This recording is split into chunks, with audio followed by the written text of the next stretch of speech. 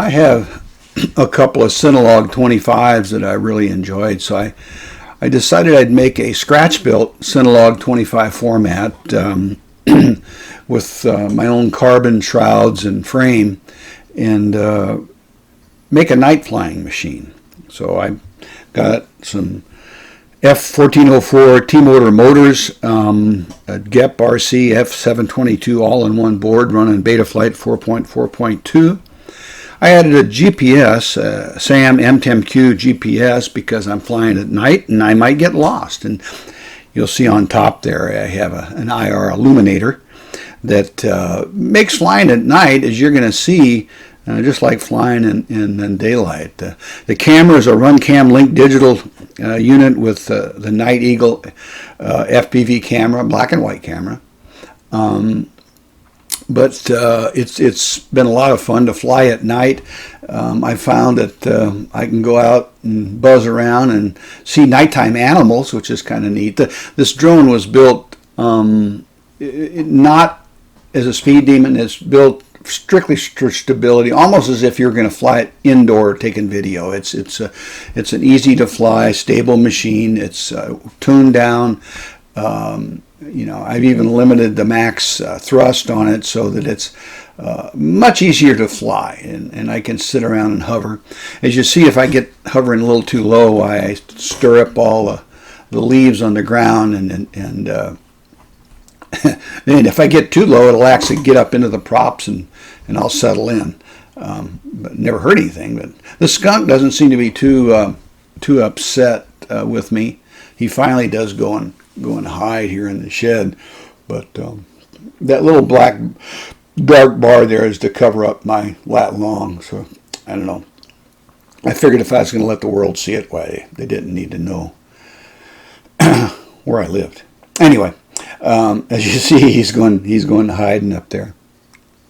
Pretty neat.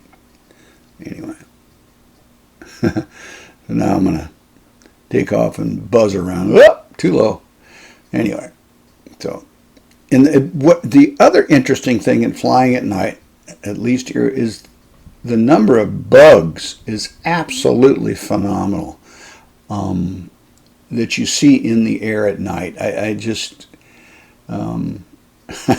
it's just really surprising that I'm surprised we don't have a million bats running around feeding on these silly things, you know.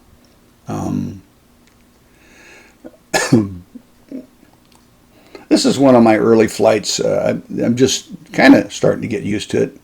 I think that little yellow flash that showed there, it was probably the Runcam signal at that point. Below the garage there, out to the east, I'll get a low signal even with the DJI-03. Why I'll show up with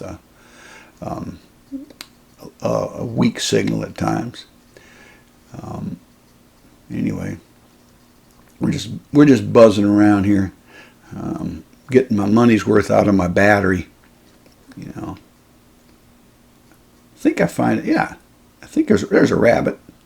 You know, and they during the daytime I can come up and fly right up next to I've gotten within 6-8 inches of a squirrel, and they just stare at me and like, what are you doing?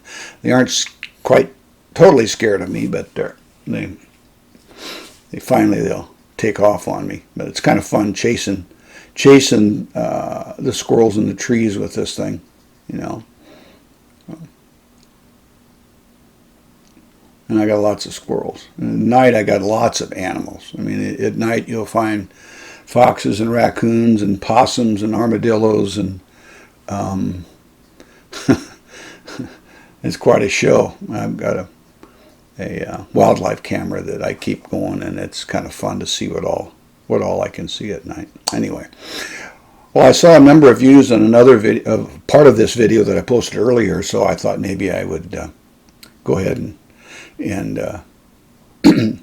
give a little explanation of what it is. You can see on the screen there, it's got an arrow of how to come home, and I'm 8, 9, 7, 6, 5, 4, 3. Up, I almost flew over where I took off as I bounce off the roof. Anyway, but that's about the gist of it, you know.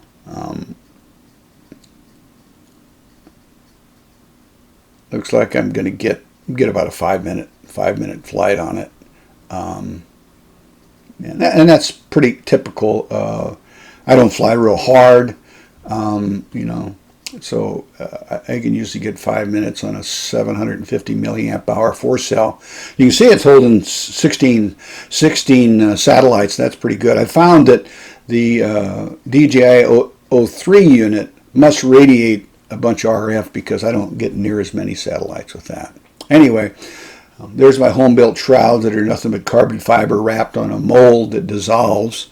And there's the GPS and the infrared illuminator, you know, all there. Okay, thanks for watching.